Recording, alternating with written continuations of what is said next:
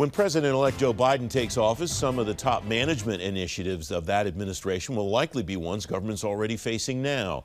Improving government performance will likely be high on the priority list for the next administration. Chris Mihm, Managing Director of Strategic Issues at the Government Accountability Office. Chris, it's good to see you. Thanks for coming back on the program. I think what is most striking to me as I reviewed some of the conversations you and I have had in the past about management is that when it comes to the issues that you watch, the problems and the wins are pretty consistent administration to administration, aren't they, Chris? Absolutely, Francis. I mean, these are long-standing issues because they're difficult issues. They're hard issues to deal with. Measuring the performance and government's contributions to really complex outcomes is not something that's easy and straightforward. Collaborating across levels of government is not something that's easy. Collaborating it across federal agencies is very difficult. Cybersecurity, which you mentioned in the news headlines, these are all very, very difficult issues. So it's not surprising that there's continuity in management agendas across administrations. If we think about this, Chris, from maybe a 10-year sphere, that takes us back into the Obama administration where Vice President Biden served. Where have we gotten better at cross-agency collaboration in particular? I'm thinking about the CAP goals that the Obama administration propagated in the president's management agenda. That was a continuation from the Bush administration. A lot of these things continue administration to administration, but where have we improved in the past decade or so, Chris?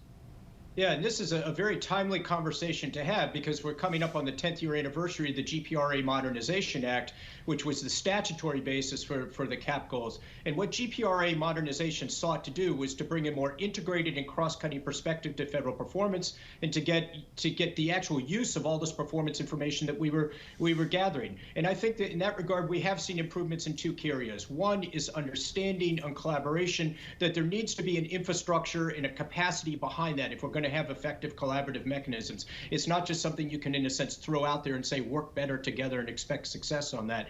And second, and there's been obviously additional legislation on this under the Evidence-Based Policy Act, a focus on actually using data, using evidence in order to pinpoint improvement opportunities, finding out what works, and applying that data to, if it does work, to scale it, and if it doesn't work, let's go in a different direction and try something different on that. Those are really two key areas that I think where there's been important improvements that have been made. And one important connection that I think one can make between the two pieces of legislation that you just mentioned is the Evidence Act included a provision that established a Chief Data Officers Council, and that council is exactly the kind of cross-agency cooperation construct, I think, that you referred to in the GPRA Modernization Act.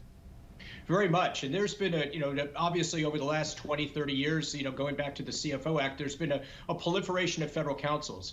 And what we found when we've looked at these is that they are most effective if they're used not just as transmission belts for information from OMB or OPM or the central management agency out to the agencies, but if they're used as real problem-solving mechanisms. Agencies have a lot of capacity, and these councils, therefore, should have a lot of capacity. They are most effective when they come together to solve problems, to identify solutions, to pilot test some of those solutions. That's where we really get the most leverage out of them. We're hopeful, obviously, that the Chief Data Officers Council will follow in the pattern of the successful councils in that regard. One of the things, I'm not aware of any legislation, I'm not aware of any work that you and your team have done, although maybe you have done so, but I'm just kind of pulling this out of the air, to be honest with you, Chris.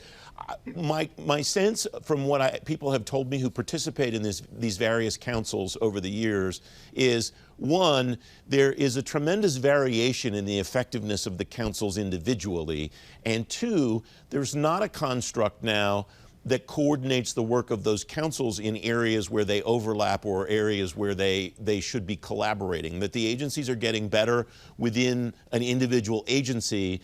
The 4, 5, 6, 7, I guess now, members who participate in those councils collaborate better within an individual agency, but there's still not a great forum of dialogue for the CISO at this agency to communicate with the CIO at that agency and so on.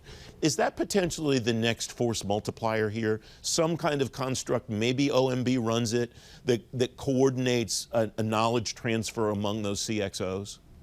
Absolutely, Francis, and in two parts. Is that one, on the first part of your question, there has been unevenness of the councils over time. In fact, and even individual councils have gotten effective or less effective over time. What it all depends on, as I was saying earlier, was the vision that the Central Management Agency has for the use of that council. Is it just to transmit information, transmit guidance, or is it a genuine problem solving? And that's how you also then begin to get buy-in from the senior leadership of the agencies. In terms of the coordination among councils, at times, you're absolutely right. At times they have mirrored stovepipes within individual agencies where, the human capital will talk to IT and data officers and procurement only if they're called upon, or if there's an obvious nexus where they have to come together, rather than looking for strategic opportunities at the outset to partner. There's a variety of mechanisms that could be used to help on that. Obviously, the President's Management Council is one of those, although they often have a lot of policy issues on their plate as well. But certainly looking for synergies across the management issues